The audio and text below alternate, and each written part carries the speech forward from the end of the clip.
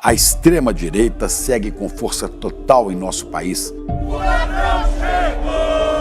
E o conservadorismo ameaça tomar conta do mundo.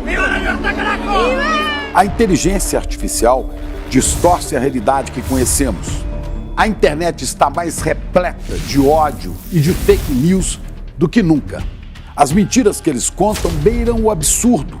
Querem destruir reputações e transformar os bons em criminosos.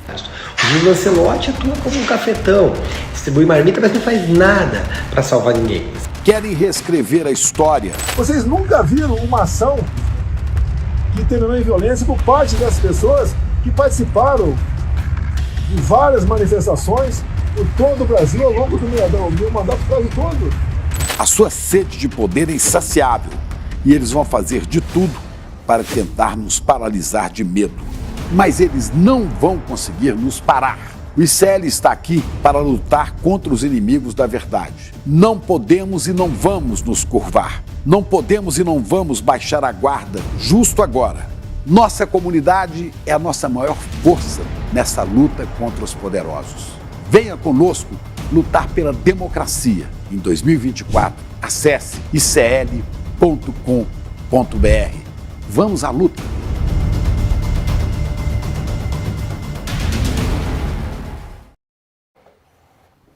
Muito bem, pessoal, terça-feira, 23 de janeiro, está começando o Desperta ICL de hoje, são 7h01, ao vivo, horário de Brasília. Muito obrigado pela companhia de todo mundo que já está por aí no nosso chat, muito bom dia para você, muito boa tarde para você também, muito boa noite para você também, porque muitas pessoas acompanham este programa de vários países do mundo. Aliás, ontem, Pedro Falcão, voltamos à Era de Ouro, porque você não estava aqui, Pedro Falcão, voltamos à Era de Ouro deste programa. Janeiro é um mês mais morno da nossa audiência, né? Natural, a imprensa não tem muita audiência em janeiro, porque as pessoas estão de férias. Ontem fizemos mais de gloriosos 15 mil pessoas ao vivo acompanhando este programa apenas nas redes sociais. Claro, porque este programa está ao vivo também na TVT, TV aberta em São Paulo, Grande São Paulo, na Rádio Brasil Atual e na Rádio Heliópolis, rádio em São Paulo e Grande São Paulo, também na TV Quirimurê, na Bahia. Então a nossa audiência, Pedro Falcão, voltou, a nossa audiência média. Este programa é líder de audiência, aliás, no YouTube no Brasil todo neste horário. Sabia, Pedro Falcão? Sabia, né? Sabia porque eu já falei. Ai dele que ele não sabe. Então, muito obrigado pela audiência de ontem. O programa foi realmente muito bom. Nós tivemos uma novidade em relação ao caso Marielle. Voltaremos ao tema hoje com uma apuração que o ICL fez ontem em relação a esse caso, porque temos aí agora uma segunda delação do caso Marielle, depois da delação do ex-PM, que foi o motorista do carro que levou o assassino no dia do crime, o Elcio Queiroz. Agora temos a informação sobre uma delação do Rony Lessa. O Rony Lessa, o atirador, o assassino material da Marielle e do Anderson. Tivemos essa informação publicada no final de semana pelo Lauro Jardim, colunista lá do jornal O Globo, confirmada por outros veículos de imprensa, inclusive pelo ICL Notícias, e agora temos um avanço em relação a isso, que é uma confirmação de algo que não é exatamente novo, mas aponta aí para um desfecho do crime que a gente já pode mais ou menos vislumbrar. Dificilmente será alguma coisa diferente do que aquilo que a gente vai falar daqui a pouco aqui para vocês, tá bom? Então, se você tá chegando por aí, vai deixando seu like, vai ativando o sininho, vai assinando o canal, vai fazendo o que mais, o Pedro Falcão? Pula 3 ondinhas, come 7 semente de romã e aquela coisa toda, né? Toda manhã no YouTube você tem que fazer a simpatia. O YouTube é quase um negócio que a pessoa tem que fazer simpatia, né, Pedro Falcão? Tem que dar o like, tem que ativar o sininho, tem que assinar o canal, tem que fazer... E principalmente compartilhe esse programa com as pessoas que você gosta e também com o seu tio bolsominion para irritá-lo pela manhã, o que é importante também. É um ato de amor você compartilhar o Desperta com o seu tio bolsominion, porque afinal de contas ele precisa despertar, né, Pedro Falcão? Eu que leio os comentários diariamente, percebo que carne só cai em prato de vegano. Porque vê um monte de bolsominion aqui dizer, não, esse programa aparece pra mim toda vez que eu abro o YouTube, esse programa aparece. Não! E daí, depois uma pessoa, nossa, quanto tempo que eu não vi esse programa, porque o YouTube não estava me enviando. O YouTube está mandando para as pessoas para irritá-las, então, Pedro Falcão. Acorde é o programa do YouTube Acorde Irritado pela manhã todos os dias. Mas também um abraço para as pessoas que estão nos comentários que não concordam com o que a gente fala aqui, né? Não precisa concordar também. Eu não concordo com as coisas que eu falei ontem, também é normal. Nós somos uma metamorfose ambulante, como diria Raul Seixas e Paulo Coelho. Mas também fique por aí. Eu acabo consumindo várias coisas de lugares com os quais eu não concordo necessariamente, mas é importante você ouvir outras visões em relação ao mundo para construir o seu próprio mundo, nem que seja para reforçar as suas próprias ideias. Eu espero que não, espero que você aprenda alguma coisa neste programa aqui, ao invés de ficar consumindo porcaria no WhatsApp, que eu sei que é o que você faz todos os dias. E isso faz mal para sua cabeça e para suas relações. E deixa as pessoas... afasta as pessoas de você também. Então este programa, para além de tudo, o Pedro Falcão ele é um programa que ele tenta fazer o quê? A fraternidade universal dos seres humanos. Será que é isso? Né? Seria bonito se fosse, né? Talvez tenha isso um pouco também. Muito bem. Gente, ó, o vídeo que vocês acabaram de assistir no começo agora do programa é um vídeo de uma campanha que nós lançamos ontem. Aliás, ontem, muito obrigado aos novos membros, novos assinantes, novos alunos do ICL, muita gente chegando ontem. A gente lançou a campanha aqui no Desperta, depois continuou ao longo da programação do ICL o dia inteiro para a gente tentar juntar um pouco mais a nossa comunidade. Nós já temos aí milhares, dezenas de milhares de alunos, de companheiros, de parceiros que comungam dessa nossa ideia do ICL, de fazer um sistema de educação que roda junto com um sistema de mídia, de imprensa. Isso é uma novidade. São pouquíssimas as iniciativas dessas pelo mundo. Eu particularmente não conheço nenhuma, e olha que de financiamento de imprensa independente eu entendo um pouco. Eu já estou nessa aí há um bom tempo. Digamos assim, há uns 20 anos, fácil. Antes de existir dinheiro na internet, eu já estava lá tentando entender como que podia fazer para você ter um blog, um site e fazer com que aquilo fosse remunerado, aquela coisa toda. Acompanhei toda a evolução disso, uma evolução um pouco mais anterior, de uns aí 6, 7, 8 anos atrás, que começou com um financiamento em relação a vaquinhas virtuais, por exemplo, para iniciativas de jornalismo, o que é muito pouco sustentável, porque acaba ao longo do tempo não tendo uma sustentabilidade financeira. Aqui no ICL a coisa caminha um pouco diferente. Nós temos o ICL, o instituto em si. Você pode ser membro do instituto com 40 e pouquinhos reais por mês, ou 60 e pouquinhos reais por mês, se não me engano é 62, né, Pedro Falcão, uma coisa assim. Você assina para você, para sua família, e ainda dá uma bolsa para quem não tem condições de estudar. O que é que tem lá? Tem preparativo para OB, curso de Enem, de redação do Enem, curso de História, de Filosofia, de Matemática, de Inglês, de Espanhol, de Francês, de Programação de Computador, Gestão de Projetos, Filosofia, Matemática, Estatística, literatura, conflitos, Israel-Palestina, você entender coisas que estão acontecendo no mundo também, jornalismo, tem várias coisas de jornalismo ali, com grandes nomes, grandes pensadores do Brasil e do mundo, das mais diversas áreas das ciências humanas e das ditas ciências exatas, todas no fim das contas são ciências humanas, afinal de contas. Então, isso, primeira coisa, você se torna membro do ICL, tem acesso a tudo isso. Tudo isso, pode estudar lá com os melhores professores do mundo, não estou exagerando não, lá tem Noam Chomsky, tem Cornel West, tem Domênico De Masi, tem os grandes pensadores brasileiros também, tem o Gessé Souza, tem a Mariana Chauí, tem um monte de gente ali, e é curso mesmo, viu gente, não é um videozinho que a gente catou na internet ali num canto ali e deu uma empacotada e fez de conta que aquilo é um curso, não é? Curso montado, organizado, com programa pedagógico, aquela coisa toda, uma lindeza. Aí isso financia isso aqui. Isso aqui, o nosso braço educacional é o que financia os programas do ICL. Então é de suma importância que o braço educacional do ICL seja fortalecido. E ontem a gente começou a chamar mais gente para participar desse braço educacional. O que é que está rolando essa semana? Começou ontem, vai rolar hoje ainda e amanhã é o último dia. Olha só, se você se tornar membro solidário ou solidária do ICL, hoje usando o link do Desperta, www não precisa mais, né, Pedro Falcão? Isso acabou. Isso é coisa da época do EPA, né? Então, icl.com.br/desperta, que é o nosso link aqui, icl.com.br/desperta, você pode usar esse link, pode passar esse link para frente também. A partir de ontem, valendo hoje ainda e amanhã é o último dia, você vai ganhar. Eu vou até levantar aqui o Pedro Falcão para fazer a coisa do jeito certo. Primeiro, estreamos ontem um clube de benefícios do ICL. Então tá vendo aqui, ó, essas empresas todas aqui, são essas e muitas mais, são centenas de empresas que você vai se tornar membro do ICL, usufruir de todos os cursos que tem lá, vai poder estudar, se aperfeiçoar, tentar usar esse estudo também para melhorar a sua vida, suas relações, o seu salário, para tudo isso. Como eu falei, tem lá coisa para organizar projeto, tem para aprender Excel, tem negócio lá para você saber noções básicas de matemática, finanças pessoais, história, filosofia, religião.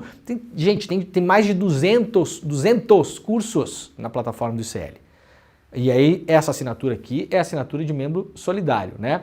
Essa que a gente está falando aqui que vai ganhar os livros também, a partir de R$ 62,00 por mês. Você assina para você e dá uma bolsa para uma pessoa que não tem condições de estudar. O ICL tem parceria com várias instituições, essas instituições apontam para a gente quem são as pessoas que precisam de ajuda para estudar e o ICL vai lá e fornece o acesso baseado naquilo que você está pagando. Então, para além de tudo, aqui é a fraternidade universal. Então, começamos ontem. Clube de benefícios. Vai ter até 60% de descontos em centenas de lojas, restaurantes, farmácias, cinemas e muito mais. Tem aqui, por exemplo, loja que você pode comprar online, nas compras online.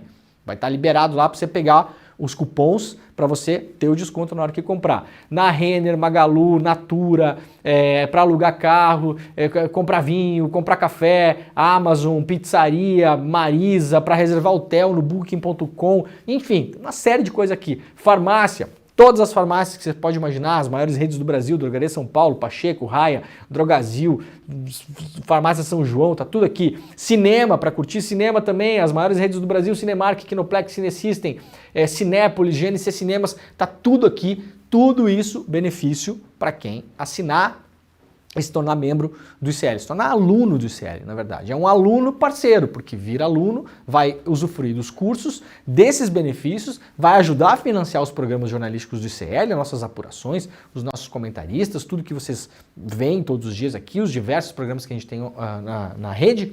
E para além disso, isso aqui está valendo só para hoje e é até amanhã. icl.com.br/desperta. Vai levar 3 livros para casa. O primeiro livro, isso aqui é só para quem se tornar membro solidário, tá, gente? Com aquela assinatura de R$ 62,00 por mês. O primeiro livro, O Negócio do Jair, A História Proibida do Clã Bolsonaro, assinado pela Juliana Dalpiva. Esse livro vem autografado, esse livro trata principalmente dos negócios imobiliários da família Bolsonaro e outras cocitas más. Um livro que foi finalista do Prêmio Jabuti, principal prêmio de literatura e de não ficção do Brasil também. Então, um livro, para além de tudo, que subiu os degraus aí da crítica especializada, mas é um livro, é um sucesso de público também. Vai levar o livro do Eduardo Moreira, O Travessia, de Banqueiro a Companheiro, o Edu explicando aqui a virada dele, né? Quando ele girou a cabeça dele para sacar melhor o que estava rolando no mundo e se posicionar da maneira como se posiciona hoje. E o outro livro, que é o primeiro livro lançado pela editora do ICL, a gente lançou esse livro esse ano, que é um livro exclusivo da editora do ICL, lançado no Brasil, que é um livro do fabuloso Noam Chomsky, Como Parar o Relógio do Fim do Mundo. Então, assinando agora, icl.com.br/desperta, você vai levar o livro da Juliana Dalpiva, o livro do Edu e o livro do Noam Chomsky. E para além de tudo, vai ter o clube de benefícios, como eu acabei de mostrar aqui, e também vai poder ajudar uma pessoa a estudar. O ICL já tem aí mais de 20 mil, se eu não me engano, alunos solidários, pessoas que elas diretamente não pagam para estudar os cursos do ICL, que, como eu falei, podem se preparar para a redação do Enem, para o SISU, para concurso público, para passar no exame da OAB e várias outras coisas que vai melhorar a vida da pessoa, vai tentar melhorar salário, renda, a pessoa vai se reorganizar na vida. Essas pessoas estudam graças aos amados e queridos membros solidários que pagam ali R$20 a mais por mês e propiciam para essas pessoas que essas pessoas possam ter acesso à educação, que é o básico, é o mínimo, e a gente tenta fazer todos os dias o que a gente consegue aqui, tá bom? O QR Code tá na tela, o link é icl.com.br/desperta, você entrando hoje vai levar os livros e vai virar membro com os benefícios também. Atenção, os benefícios, último recado aqui, eles estarão disponíveis também para quem já é membro do ICL, então fique de olho aí que lá na área de membros, quando você faz o login lá na área de membros do ICL, no dia 24, que é conhecido também como amanhã, a gente vai liberar isso aqui para todos os dezenas e as dezenas de milhares de alunos do ICL, tá bom? Isso aqui vai estar disponível para todo mundo, para quem já é membro e já tem as assinaturas do ICL. Então fiquem de olho e aí lá na área de membro você vai ver como é que você faz. Vai fazer uma compra aqui ali, usa esse cupom, lá vai ter o esquema todo explicadinho para vocês, tá bom? É isso. Amanhã, último dia, corre, porque eventualmente os livros podem acabar também. Sei lá como é que tá esse negócio, porque eu vi que ontem entrou assim uma galera de novos membros. Então os livros eventualmente têm uma limitação de envio, tá? Então corre para conseguir pegar os livros vão chegar na casa de vocês, o da Juliana Dalpiva autografado. icl.com.br/desperta, icl.com.br/desperta. Beleza, Pedro Falcão? Ó, a Itália se despede do Didi Riva, morreu, né? Faleceu o mito do calcio italiano, o grande futebolista, que fez história na seleção italiana, é o maior artilheiro até hoje da história da seleção italiana, e fez história com o Cagliari, o pequeno time da pequena ilha da Sardenha, que ganhou apenas um campeonato italiano na sua história, graças ao Didi Riva. Didi Riva foi um artilheiro do campeonato italiano também, se não me engano 3 ou 4 vezes artilheiro do campeonato italiano, e era uma lenda viva na Itália, ainda eventualmente comentava alguns jogos de futebol pela televisão, nos últimos anos um pouco mais calado, morava em Cagliari e foi levado ao hospital depois de sofrer um infarto. E aí agora todos os jornais italianos estão destacando aí a passagem do Didi Riva, que os seus chutes eram conhecidos como o estrondo do trovão. Que bonito, né, o Pedro Falcão? Ele era o apelido dele, né?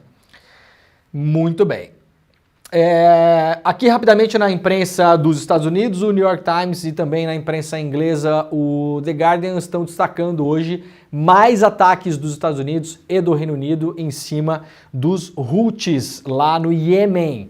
Então ontem os Estados Unidos anunciaram que tinham bombardeado inclusive um aeroporto no Iêmen, isso tudo para tentar barrar os ataques que os Houthis estão fazendo nos barcos comerciais que passam na região, o que está fazendo com que as cadeias de suprimento das coisas que vêm da Ásia e vão até a Europa, por exemplo, para montagem de carro, para montagens industriais, têxtil, microchips, uma série de outras coisas, estejam sofrendo problemas de abastecimento ou problemas de custo, porque está mais difícil passar por ali e os barcos estão tendo que dar a volta na África, a velha rota das Índias, né?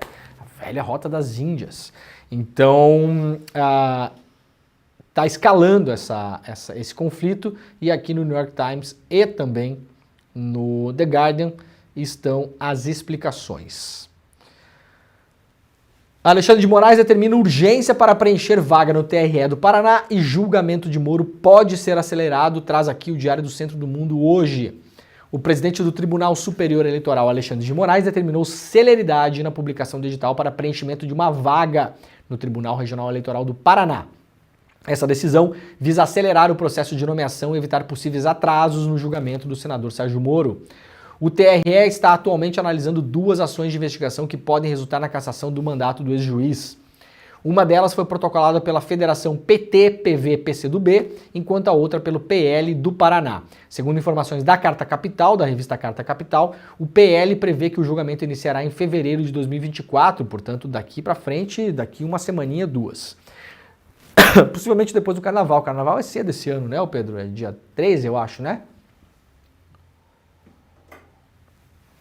O Pedro Falcão não está sabendo, sinal que está sem dinheiro para passar o Carnaval. Se estivesse sabendo, já estava planejando. Não planejou nada ainda, Pedro Falcão? Na real não, pô, eu gastei tudo na praia.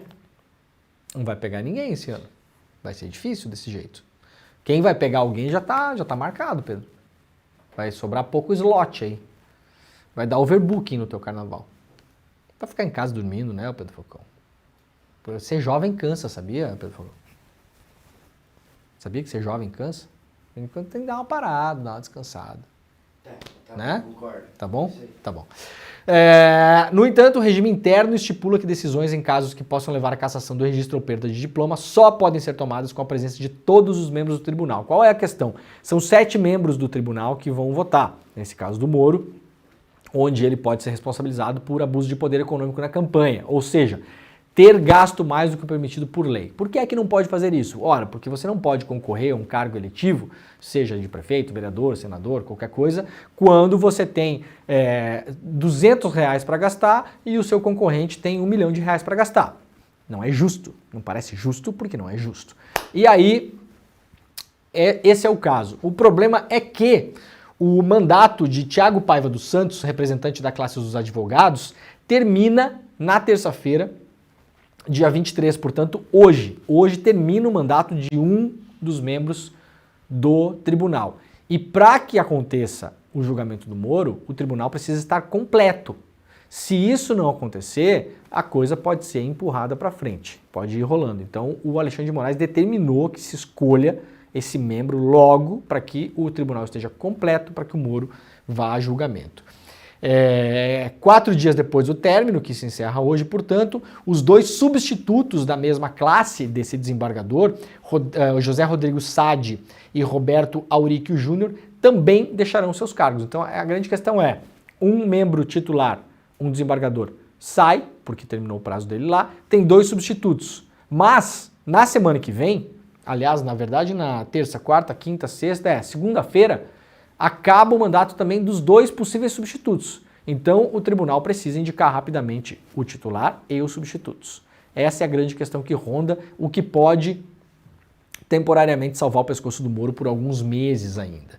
Uma lista tríplice já foi encaminhada ao TSE, aguardando aprovação. Em seguida, caberá ao presidente Lula nomear o sucessor de Thiago Paiva. Para seguir o cronograma proposto pelo PL, tanto o TSE quanto o Lula precisarão agir com rapidez. Ou seja, em poucos dias, essa semana, na próxima, no máximo. A Procuradoria-Geral da República se manifesta contra a ida de bolsonarista Daniel Silveira para o regime semiaberto, também lá no Diário do Centro do Mundo. O vice-procurador-geral da República, Hindenburgo Chateaubriand Filho, enviou uma representação ao ministro Alexandre de Moraes, do Supremo Tribunal Federal, se manifestando contra o pedido de progressão de pena do ex-deputado federal Daniel Silveira para o regime semiaberto. A PGR destaca que o pedido já havia sido negado anteriormente. A defesa menciona os períodos em que Silveira cumpriu medidas cautelares antes da condenação, que foi em 14 de março de 2021 a 26 de junho do mesmo ano, e de 25 de março de 22 a 1º de fevereiro do ano passado. Entretanto, o vice-procurador, isso a defesa citou para tentar reduzir a pena, alegando que ele já cumpriu uma parte da pena. Entretanto, o vice-procurador aceitou o pedido para a homologação de horas de estudo e trabalho visando a redução da pena. O ex-deputado está detido em Bangu 8, no complexo penitenciário de Jericinó, no Rio de Janeiro, desde fevereiro do ano passado. Hindenburgo ainda destacou que o argumento de que 16% da pena já foi cumprida não é válido para os crimes cometidos pelo parlamentar. Em um vídeo publicado nas redes sociais em fevereiro de 2021, o aliado do ex-presidente Jair Bolsonaro atacou e ofendeu ministros do STF, defendeu o golpe militar de 64 e também o AI-5, um ato institucional que durante a ditadura, vocês sabem, endureceu a ditadura, que marcou para muitos historiadores ali o grande período duro da ditadura de repressão, perseguição, espionagem, espancamentos, torturas, desaparecimentos de corpos e assassinatos cometidos pelo Estado brasileiro nas mãos dos nossos militares. Silveira foi condenado pelo Supremo a 8 anos e 9 meses de prisão, multa, perda do mandato e suspensão dos direitos políticos por estimular atos com pautas antidemocráticas no país. O cumprimento da sentença enfrentou atrasos quando Bolsonaro emitiu um decreto para perdoar a pena. Bandido bom, como é que é? Leva para casa, não sei o que. O Bolsonaro resolveu levar o Silveira para casa no momento lá, né? O STF, no entanto, anulou o indulto do ex-presidente. Os ministros concluíram que o ex-chefe do executivo agiu em benefício do seu aliado sem considerar o interesse público. Não, imagina. E ainda no DCM, Ministério da Justiça, o Lula oficializou então a nomeação do Ricardo Lewandowski no lugar do Flávio Dino. O Lewandowski deve assumir em fevereiro e aí proceder à troca da sua equipe lá no Ministério da Justiça e Segurança Pública. Então está oficializado, saiu no Diário Oficial da União o nome do Lewandowski. Gente, vamos andar um pouco com o que aconteceu ontem. A gente publicou aqui logo cedo pela manhã a repercussão da coluna do Lauro Jardim, que foi confirmada depois por vários veículos de imprensa, pelo UOL, pelo G1, pela Globo e também pelo ICL Notícias, de que o Rony Lessa, o atirador, o assassino, o homem que matou Marielle e Anderson, estaria fazendo uma delação premiada. Essa delação premiada foi feita com a Polícia Federal e agora ela aguarda homologação, ou seja, aguarda que a Justiça diga, olhe e fale, tudo bem, isso aqui está tudo certo, parece que temos uma coisa organizada aqui e a partir disso também esperaremos as provas, a indicação de provas. Delação não é prova, nem mesmo em casos como esse que a gente anseia, quer ver resolvidos, mas não basta alguém falar alguma coisa, ainda mais em relação ao assassinato da Marielle e do Anderson, que envolve não apenas aquele assassinato em si, mas vários esquemas criminais que rolam pela polícia, pela política, pelos tribunais de contas, pelos tribunais do Rio de Janeiro. Isso envolve muita coisa. Se começar a puxar ali, eu expliquei no programa de ontem, quem quiser assiste, começar a puxar, começa a cair um castelo de cartas aí que a gente não sabe onde vai parar. Muito bem, aguarda-se essa homologação pelo Tribunal de Justiça, pelo STJ, e agora, ontem, a Juliana Dalpiva apurou que a Polícia Federal, o Rony Lessa, teria mencionado uma pessoa com foro, no caso Marielle. Ou seja, na sua delação, o Rony Lessa teria citado o nome de alguém e essa pessoa tem foro privilegiado. A coluna apurou junto a outras fontes, isso aqui está publicado no iclnoticias.com.br, ligadas à investigação do assassinato da vereadora Marielle Franco, que nas declarações prévias feitas à Polícia Federal, o ex-PM Rony Lessa mencionou o envolvimento no caso de uma pessoa com foro de prerrogativa de função. Por isso, o caso foi enviado ao Superior Tribunal de Justiça, um procedimento preparatório da delação. O acordo, porém, ainda não está concluído. Autoridades da PF estão muito preocupadas com o vazamento da existência de tratativas de delação. Acham que até o momento da conclusão do acordo pode haver uma reviravolta, que os policiais querem evitar. A fase é de corroboração das declarações de Rony Lessa, ou seja, ele falou uma série de coisas e agora, nesse momento, a polícia está falando para ele, você tem prova disso, indício daquilo, indício daquele outro. Então, é uma delação que foi aceita no sentido de que a polícia aceitou conversar com o Rony Lessa sobre uma delação, mas a delação não está feita ainda. Isso aqui pode ter reviravolta, o cara pode dar para trás, pode falar, não quero mais falar. Pode acontecer. Qual é a grande questão aqui, tá? O encaminhamento do Rony Lessa com a PF foi noticiado pelo Lauro Jardim e a delação do policial militar, só que hoje ela depende da homologação do Superior Tribunal de Justiça. Qual é a grande questão? Quem é que é o suspeito de envolvimento com o crime da Marielle que pode ter foro privilegiado? Não é o Bolsonaro, não é a família Bolsonaro, não tem nada a ver com isso. É um nome que já vem circulando por aí, da boca da então Procuradora-Geral da República, a Raquel Dodge, desde 2019. Não há novidade nisso. A novidade aqui seria que o Rony Lessa teria mencionado esse nome. Um nome que possivelmente, e aqui eu vou fazer uma ressalva, mas assim, a chance de não ser é muito baixa. Aliás, se esse nome não estiver no final das investigações, vai surpreender muita gente. Esse nome poderia ser o nome do Domingos Brazão. Quem é esse cara? Olha aqui, ó. Raquel Dodge vê indício de autoria intelectual de Brazão na morte de Marielle. A gente está falando isso aqui de 2/9 de 2019. Aqui, ó. Não há novidade em relação a isso. O caso Marielle, aliás, esse caso que está com a Polícia Federal hoje, ele não está no Tribunal do Rio de Janeiro por conta do que o Rony Lessa falou. Na verdade, não. Já foi remetido para lá há um bom tempo, porque também o Elcio Queiroz, que é o motorista do carro que levou o Rony Lessa para matar a Marielle e o Anderson, também ele teria citado o Domingos Brazão. Essa notícia foi dada no ano passado. E por isso esse inquérito também foi remetido agora, está ali sob os domínios do tribunal no Rio de Janeiro. O Domingos Brazão é apontado pela Procuradora-Geral da República em 2019, a Raquel Dodge, que era Procuradora-Geral da República. Isso aqui notícia publicada pelo site UOL. A Raquel Dodge viu indícios de autoria intelectual do conselheiro afastado do Tribunal de Contas do Estado, Domingos Brazão, no atentado que resultou nas mortes da Marielle e do Anderson. A informação, então, em 2019, portanto, eu estou falando de 2019, 5 anos atrás, tá? Vai fazer 5 anos agora. 4 anos e meio atrás. Não há novidade em relação a isso. Vai surpreender muita gente se, no final das contas, nesse inquérito que deve ser concluído agora até março, segundo o diretor-geral da Polícia Federal, é o prazo que ele deu para a conclusão do inquérito, e com a conclusão do inquérito vai ser submetido ao Ministério Público, que vai oferecer ou não denúncia, a gente não sabe. Então, inquérito, denúncia, a denúncia pode ser aceita ou não pela Justiça, e aí começa a andar na Justiça. Tá bom? Tá entendido? Não é novidade que o nome do Domingos Brazão aparece nessa investigação há 4 anos e meio. E parte dessa investigação roda no tribunal lá no Rio de Janeiro, de prerrogativa de fórum, por conta do nome dele, que já foi citado pelo Elcio Queiroz no ano passado, e sob o qual já havia suspeitas anos atrás. Essas suspeitas vêm sendo reiteradas.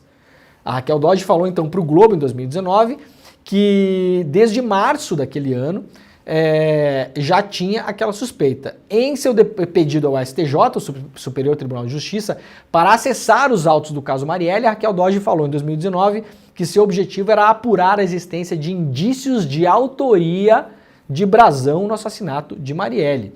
O STJ determinou que a Justiça dê acesso à PGR, portanto a PGR já tem acesso aos autos que rolavam lá no STJ desde 2019. No ano passado, aqui em setembro do ano passado, o colunista Bernardo Melo Franco publicou lá no jornal o Globo: Brazão volta a mira em investigações sobe ao STJ. A investigação da morte de Marielle Franco passa por uma nova reviravolta. Há poucos dias, o inquérito que apurou o assassinato saiu do Rio e foi enviado ao Superior Tribunal de Justiça. O motivo é o surgimento de novas suspeitas sobre Domingos Brazão, conselheiro do Tribunal de Contas do Estado. Na prática, a mudança de foro fará com que a investigação seja federalizada, o que aconteceu de fato. Isso ampliou os poderes da Polícia Federal e, na época, do Ministério comandado pelo Flávio Dino. Em março, a Justiça do Rio rejeitou uma primeira denúncia contra Brazão. Ele havia sido acusado de plantar pistas falsas para atrapalhar a identificação dos mandantes do crime. O ex-deputado estadual voltou à mira após a delação premiada do ex-PM Elcio Queiroz, o motorista do carro. Num trecho que já veio a público, Queiroz confessou ter dirigido o carro usado no ataque e confirmou que Rony Lessa foi o autor dos disparos. Citado no relatório da CPI das milícias, Brazão é chefe de um clã que inclui o deputado federal Chiquinho Brazão, o deputado estadual Manuel Brazão e o vereador Valdir Brazão, um agregado que adotou o sobrenome para fins eleitorais. O conselheiro sempre negou participação no assassinato de Marielle. Em março, quando o crime completou 5 anos, ele foi autorizado pelo Tribunal de Justiça do Rio a voltar ao TSE. Ele estava afastado desde 2017, quando foi preso por suspeitas de corrupção na Operação Quinto do Ouro. Isso é uma outra operação que não tem a ver com o caso Marielle. E aí, esse ano, o Intercept publicou mais um avanço dessa história, publicada dia 11 de janeiro, portanto, aí 10 dias atrás, pouco mais de 10 dias atrás. Novos documentos foram anexados ao inquérito que tenta descobrir os mandantes. O Ministério Público voltou a analisar documentos que ligam a família Brazão ao crime da Marielle Franco. Parte do material ao qual o Intercept teve acesso tem relação direta com a milícia do Rio das Pedras, na zona oeste do Rio de Janeiro. Esse grupo é suspeito de ter ligação com a família Brazão e também com o escritório do crime, de acordo com as investigações da Polícia Civil e do próprio MP. A Polícia Federal assumiu a investigação em fevereiro passado. Desde então, a PF vem revisitando as milhares de provas contidas nos autos deste e de outros processos abertos em busca de pistas para elucidar o homicídio. O MP do Rio de Janeiro também juntou novos documentos ao inquérito em agosto do ano passado. Agosto agora, né? Procuramos o órgão que não quis comentar. Antes de deixar o Ministério da Justiça para assumir uma vaga no STF, Flávio Dino disse que o caso Marielle seria resolvido. Em outubro, o processo aberto para identificar o mandante saiu da Justiça do Rio e subiu para o Superior Tribunal de Justiça em função de novas pistas contra o Brazão. Então, resumindo, a tal da pessoa com foro privilegiado, que o Rony Lessa teria citado numa apuração feita pelo ICL Notícias, tá com toda a pinta de ser o Brazão. A gente não pode afirmar porque a gente não viu. Agora, pode ser outra pessoa? Pode ser outra pessoa. Pode ser que o nome do Brazão não esteja na conclusão do inquérito? Eu acho bem difícil. Vamos trabalhar com a lógica aqui, né, gente? Trabalhar com a lógica. O nome do Brazão está envolvido nesse crime, segundo a Raquel Dodge, como autor intelectual, suspeito de autoria intelectual. Foi suspeito de tentar poluir a investigação também. Essa investigação, eu já falei várias vezes, teve 5 delegados, foi completamente poluída. Em determinado momento apareceu um cara chamado Ferreirinha, que jogou a investigação para um outro canto, dizendo que os mandantes teriam sido outras pessoas. No fim das contas, aquilo lá foi desmontado, era uma farsa. O próprio Ferreirinha assumiu que mentiu. E o Brazão era um dos suspeitos de ter participado dessa farsa. E citado pela Raquel Dodge já há anos como envolvido nesse assassinato. No ano passado citado pelo Elcio Queiroz e agora teria sido citado pelo Rony Lessa também. Então as suspeitas óbvias, vamos falar do óbvio, recaem sobre o Brazão. Imagina-se que o nome dele aparecerá no final desse inquérito. Agora a gente tem que aguardar as provas que o Rony Lessa pode apresentar. Uma coisa que eu falei ontem no ICL Notícias segunda edição, quem assistiu, estava lá com a Gabi e com o Chico, a delação nesse caso, eu sou muito cético em relação ao caso no geral, já falei isso 1 milhão de vezes. Eu acho que teremos uma conclusão do caso agora, finalmente, quando a Polícia Federal conseguiu botar a mão no caso, sob uma nova direção, de pessoas que querem investigar o caso de fato, teremos uma conclusão, mas é aquela coisa, a Marielle foi assassinada e isso vai se chegar eventualmente a um mandante, autor intelectual, imagina-se que chegue-se nisso, imagina-se. Agora, essa pessoa, ela não surgiu do nada, ela não apareceu por combustão espontânea. O meu ceticismo é o seguinte, a partir da identificação da cena do crime, das pessoas envolvidas no crime, os que ainda estão vivos, porque já teve 5 ou 6 queimas de arquivo nesse caso. 2 delas no ano passado, aliás. A gente mostramos aqui. Vai se seguir a investigação para desmontar o esquema dessas pessoas, porque é aí que a coisa ganha dimensão. É claro que é importante identificar quem foi que matou a Marielle, por quê e quem mandou matar. Claro. Agora, a partir desse momento, o porquê se torna mais importante. Porque quem matou, nós já sabemos. Quem dirigia o carro, nós já sabemos. Quem mandou matar na ponta mais próxima dos assassinos, me parece que logo saberemos. E, obviamente, não estou dizendo aqui que é o Brazão. Não estou dizendo o seguinte, que o nome dele pode estar envolvido nesse caso. Ou, como diz a Raquel Dodge, mentor intelectual, ou, enfim, pode estar envolvido nesse caso. Pode ter outra pessoa com foro? Pode ter outra pessoa com foro. Vai me espantar se, além dessa outra possível pessoa, que nunca ninguém ouviu falar, o nome do Brazão não esteja. Vai ser um espanto para todo mundo, aliás. E o esquema dali para frente vai ser desmontado também? A investigação vai seguir em direção a esse esquema? Quem são os sócios desse mandante? Quais eram os interesses, o porquê do crime? Quais eram os interesses em matar Marielle? Quais interesses poderosos a atuação dela como parlamentar enfrentava no Rio de Janeiro? Quem são essas pessoas? Onde elas atuam? Que tipo de negócios elas têm? Para além disso, e daí vai o meu ceticismo, quem são os agentes públicos envolvidos com essas pessoas? Políticos, lobistas, empresários, eventualmente magistrados, policiais militares, policiais civis. Quem cobre política e segurança pública no Rio de Janeiro sabe exatamente do que eu estou falando. Tem um grande esquema geral das coisas aí, que se começar a desmontar o caso Marielle, começa a cair muita coisa. que às vezes não está ligada necessariamente ao caso Marielle em si, mas os personagens circulam. Então o cara tá aqui na parceria com esse e tem um esquema aqui. Esse aqui tem um esquema aqui com a polícia. Esse aqui tem um esquema aqui com o bicho. E aí vai. E aí vai. Tá bom, gente? Vamos aguardar para ver o que acontece. Por enquanto não temos indícios nem provas em relação a nada. Nós temos uma informação que foi publicada pelo Lauro Jardim. Informação essa que não está, ao menos publicamente documentada. Nós não tivemos acesso a isso. Ninguém viu a delação do Rony Lessa ainda. Nós estamos confiando na apuração do Lauro Jardim, que depois teve a sua apuração confirmada por outros colegas jornalistas, que foram apurar com suas fontes e confirmaram que a delação existe. Ontem o Guilherme Amado, de manhã, no ICL Notícias primeira edição, disse que falou com uma fonte, que a fonte não confirmou e nem desconfirmou para ele. Não falou nem que sim, nem que não. Mas chamou atenção, o Guilherme Amado foi ontem a primeira pessoa a chamar atenção para isso, que na notícia do Lauro Jardim tinha essa ligação com o STJ no Rio de Janeiro.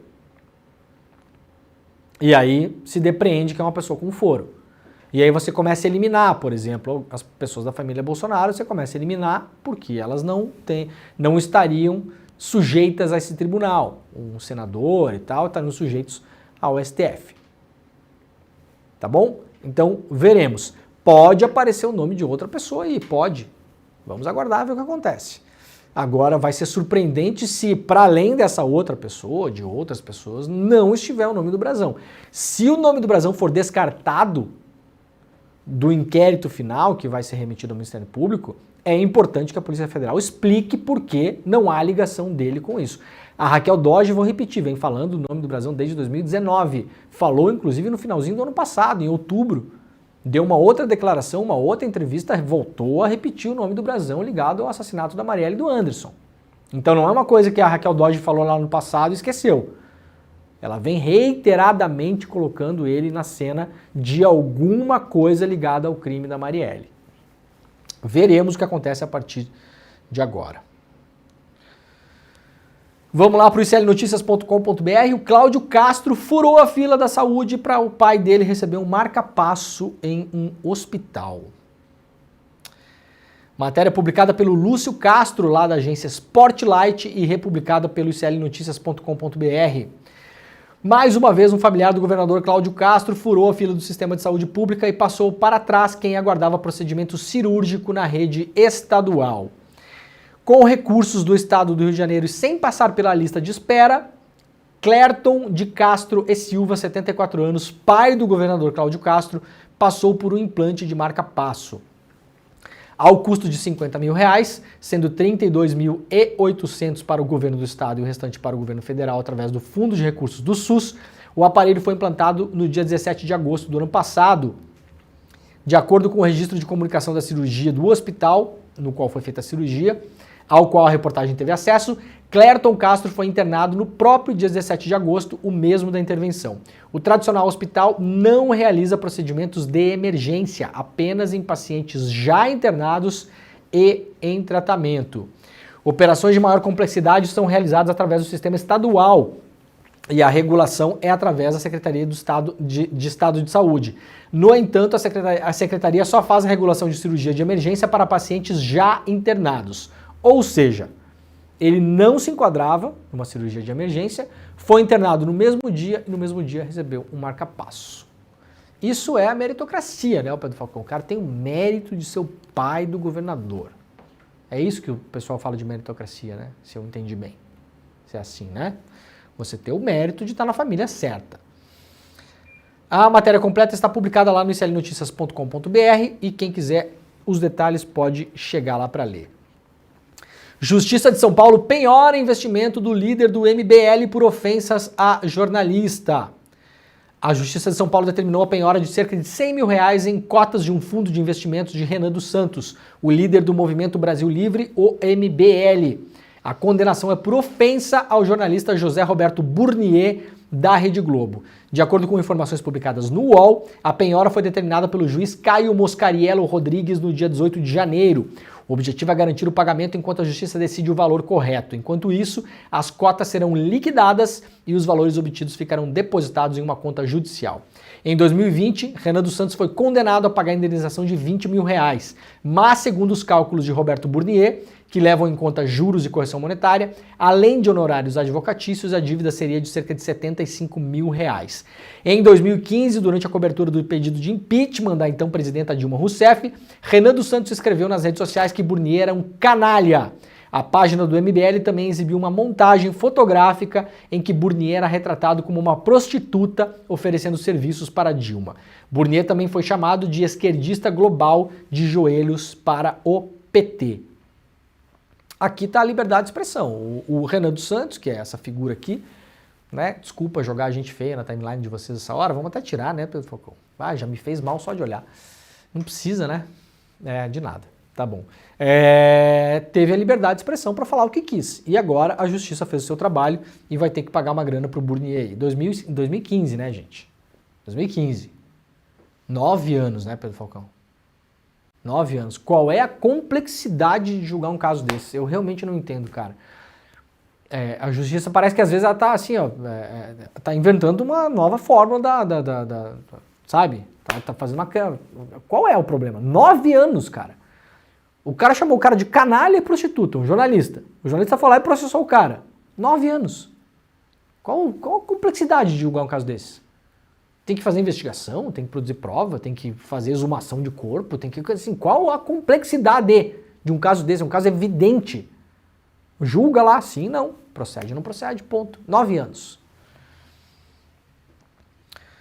Justiça de Minas Gerais corta até 80% o valor de indenizações para atingidos de Brumadinho. Reportagem do Fábio Correia, da Repórter Brasil. Quando o mar de lama desceu no fim daquela manhã, levando tudo que estava pela frente, Ricardo Aparecido da Silva, de 49 anos, estava no volante do seu caminhão. Foi uma das pessoas que perdeu tudo lá na barragem, no estouro da barragem de Brumadinho, que era uma barragem da Vale do Rio Doce. E agora, em posicionamento enviado aqui, ó, a pesquisa... Cadê? Uma pesquisa analisou 319 processos julgados entre janeiro de 2019 até março de 23, por 11 câmaras cíveis do Tribunal de Justiça do Estado de Minas Gerais, a chamada segunda instância. Então a reportagem foi lá, pegou os processos, são vários processos de pessoas físicas contra a Vale, por conta do que aconteceu em Brumadinho. A reportagem pegou 319 processos e analisou esses processos. Processos que ocorreram aí desde 2019 até 2023 em 11 câmaras cíveis em Minas Gerais.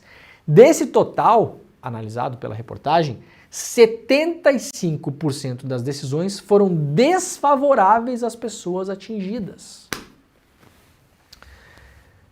Ai, tem dias que é difícil defender o sistema judiciário, né? É complicado, né, gente?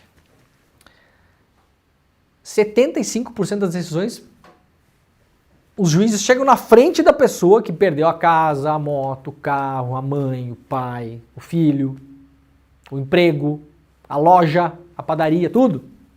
75% é não. Não totalmente ou não parcialmente. O exemplo da reportagem, que é uma das pessoas citadas, chegou a ganhar R$100 mil em uma sentença de primeiro grau. Mas o valor foi reduzido em 80% após o recurso da Vale. Em posicionamento enviado por sua assessoria de imprensa, o TJ de Minas Gerais afirma que os juízes e embargadores têm autonomia para tomar decisões. É óbvio, né? A água é molhada, a chuva chove, a chuva cai de cima para baixo e o juiz tem autonomia. Ninguém está discutindo se tem autonomia ou não está discutindo, é o absurdo da decisão. Questionada, a Vale informou que até o momento já pagou cerca de 3,5 bilhões em acordos e indenizações firmados com mais de 15 mil pessoas, nem todos decorrentes de processos judiciais. Desde 2021, ao menos um familiar de todos os empregados falecidos, próprios e terceirizados, celebraram acordos de indenização, afirmou a mineradora. E aí, a matéria continua aqui, mostrando que a justiça, o que não é uma novidade no Brasil, sempre que pode, ela vai pender para o poder econômico, sempre que pode. Isso não tem necessariamente a ver com esquema, com corrupção, com nada. A justiça sempre que ela pode, ela vai pender para o poder econômico. A única que não fazia isso era a justiça do trabalho, mas a reforma trabalhista do Temer também implodiu boa parte das coisas que aconteciam por lá e esse era o objetivo. Vamos lá para o G1. O Brasil registrou média de 3 desastres naturais por dia em 2023. O número é recorde.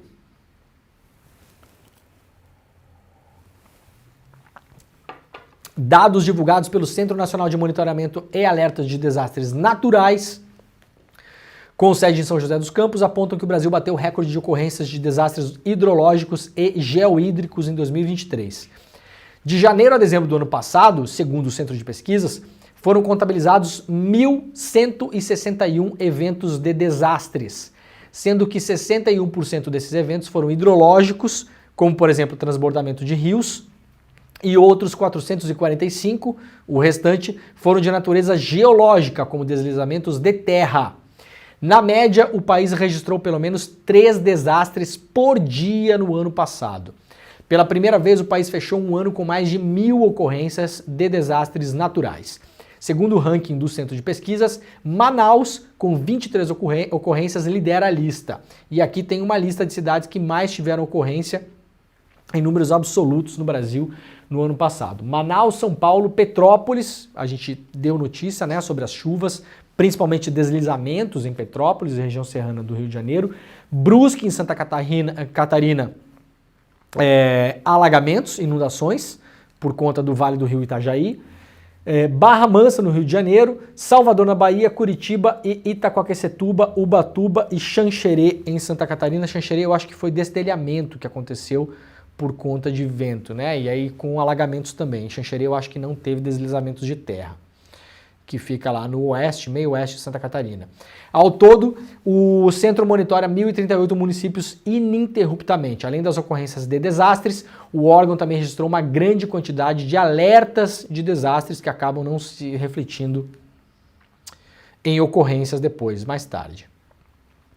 Vamos lá um pouco para a economia. O poder de compra do brasileiro foi corroído quase pela metade em 10 anos. O poder de compra do brasileiro foi corroído quase pela metade entre 2013 e 2023. Isso porque o preço dos produtos nos mercados quase dobrou, enquanto o salário médio anual ficou praticamente estagnado em termos nominais. O G1 montou um infográfico abaixo para mostrar esse efeito. Com R$100 a preços de 10 anos atrás, foi possível montar uma cesta básica de 13 produtos. Considerando os preços de hoje, os mesmos R$100 não compram nem a metade dos produtos que compravam no passado. Você pode acessar a matéria completa lá no site do G1. Deixa eu ver se isso aqui está clicável. Isso aqui está clicável, mais ou menos. Aqui para dar um exemplo, né? 2013, com R$100, você comprava... Aqui, ó, dá para deixar maior isso aqui? Será, Pedro Falcão? Mais ou menos, né? Em 2013 você comprava lá carne, leite, feijão, arroz, e aqui está o quanto comprava, né? 1 quilo de carne, 1 litro de leite, 1 quilo de feijão, farinha de trigo, batata, tomate, pão, café, tudo aqui, dava um total de mais ou menos R$72, ou seja, voltava para casa com uma cesta mais ou menos cheia ali e tinha um troco ainda de R$27. Em 2023, você não compra. Você gasta quase tudo, gasta R$92, sobra R$7, e não consegue comprar, por exemplo, a carne, não consegue levar para casa o pão, nem o café, dessa lista toda aqui. Porque as coisas aumentaram muito, né? Quanto é que estava o quilo de carne médio lá em 2013? R$16, e 2023, R$40. Passamos por alguma coisa aí depois de 2013, que eu não lembro exatamente o que é, né, Pedro Falcão? Desmatamento em áreas protegidas da Amazônia, como terras indígenas, tem a menor taxa em 9 anos, aponta o Amazon. Áreas protegidas na Amazônia Legal tiveram em 2023 o menor índice de desmatamento em 9 anos, segundo dados do Instituto do Homem e Meio Ambiente da Amazônia, divulgados ontem. No ano passado foram derrubados 386 quilômetros quadrados de floresta em terras indígenas e unidades de conservação, a área que equivale ao tamanho da cidade de Belo Horizonte, ou seja, continua desmatando. A notícia é ótima. É o menor desmatamento em 9 anos. Mas vamos levar em consideração que os anos Bolsonaro foram um desastre, absurdo. O desmatamento no ano passado ainda é alto, gente. É uma área equivalente a Belo Horizonte, desmatado em área indígena. Não é no Brasil todo, não. Em área indígena. Segue um problema enorme. O governo vem tentando resolver com algum sucesso em algumas áreas, mas com muita reclamação e insucesso em várias outras. Há uma emergência em relação a isso até agora, que não está resolvida e não está longe de ser resolvida. Longe. Muita gente, inclusive fiscais do IBAMA, se colocando numa posição muito firme, dizendo que o governo não está fazendo tudo o que precisa fazer para resolver essas questões. No entanto, é possível dizer que o desmatamento nesses territórios caiu quase 4 vezes neste ano, quando comparado com o índice do ano passado, diminuição de 73%. Está aqui o gráfico, realmente é impressionante. Só que nós temos um gráfico um pouco mais antigo, começando em 2012, olha aqui, ó, 12, 13, 14, 15, 16, 17 segura, e aí começa, né? Por que será que começa aqui em 18, né, o Pedro Falcão? Sei lá o que acontece aqui. 18 já tem uma estourada aqui, final do governo Temer, e aí aqui, gente, olha só, isso aqui é governo Bolsonaro, ó. Bolsonaro, Bolsonaro, Bolsonaro, Bolsonaro. É impressionante, né? Como as palavras têm peso. Como as palavras e as atitudes têm peso.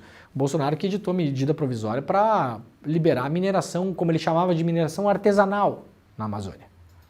Mineração artesanal na Amazônia. Então vejam a diferença. Isso aqui é o último ano do governo Temer, 2018, e aqui já é Bolsonaro, olha aqui, ó. Pá, pá, pá, pá.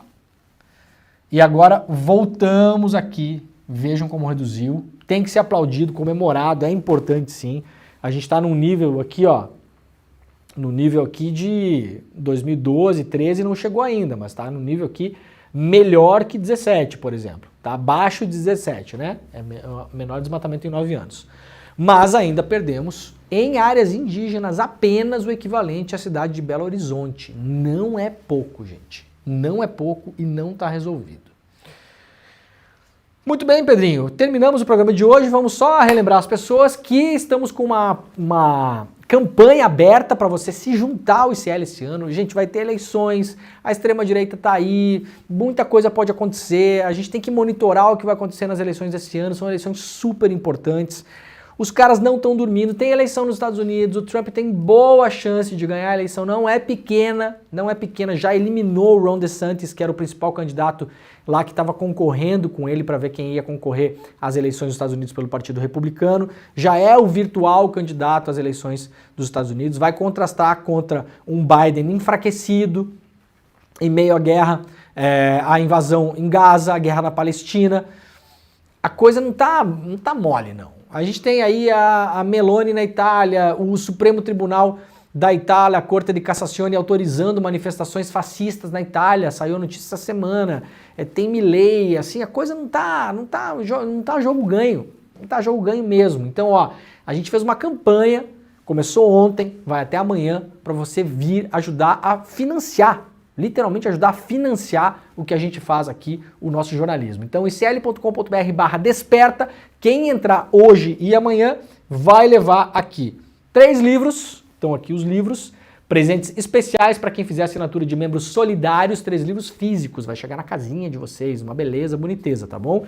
O livro da Juliana Dalpiva, o livro do Edu Moreira e o livro do Noam Chomsky. Vai levar esses 3 livros, o da Juliana autografado, chegar na casa de vocês e também participar do nosso clube de benefícios que estreou ontem, uma super novidade do ICL para esse ano, e a partir de amanhã vai estar liberado para todos os alunos e alunas do ICL, os que já são e os que entrarem entre hoje e amanhã. Vai ter desconto aí de até 60% em compras online, na farmácia, no cinema, na loja de roupa, para alugar carro, para reservar hotel, para comprar, sei lá na Amazon, na Nespresso, na Natura, tá tudo aqui. Isso aqui são centenas de comércios online que você vai poder ter acesso a esse clube de benefícios, tá bom? Então, icl.com.br/desperta. O QR Code está na tela, este programa está acabando, muito obrigado a todo mundo. Começa agora o ICL Notícias, primeira edição, nós voltamos amanhã. Tchau. Todo ano em janeiro eu faço o meu encontro Mapa da Mina. onde eu falo para as pessoas as minhas previsões em relação ao que eu acho que vai acontecer no mercado financeiro ao longo do ano. A gente sempre acerta bastante, mas em 2023 aconteceu o que parecia impossível. A gente acertou tudo, todos os mercados, mais do que qualquer banco, qualquer corretora, qualquer casa de análise. Nos juros, por exemplo, eu falei que os títulos públicos de médio e longo prazo eles teriam um começo de ano onde as taxas não cairiam, se manteriam em níveis altos. Mas ao longo do ano essas taxas cairiam bastante. Quer ouvir o que eu falei? Vamos lá, puxa o vídeo aí. Devem manter as taxas médias e longas da curva em níveis altos no curto prazo. Ao longo do ano, podemos ver uma queda considerável dos patamares de juros precificados na parte média e longa da curva. Agora, quer ver o que aconteceu? Olha aqui, no começo do ano, as taxas se mantendo no nível alto e ao longo do ano, as taxas caindo bastante para níveis bem mais baixos, exatamente como eu previ. Já viu que você não pode perder o mapa da mina de 2024, que vai acontecer dia 28 de janeiro, um domingo, às 8 horas da noite, no horário de Brasília. Para você participar é super simples. Só clicar no link aqui em cima ou aqui embaixo e gratuitamente e rapidamente participar. Se inscreve agora, a gente se encontra lá.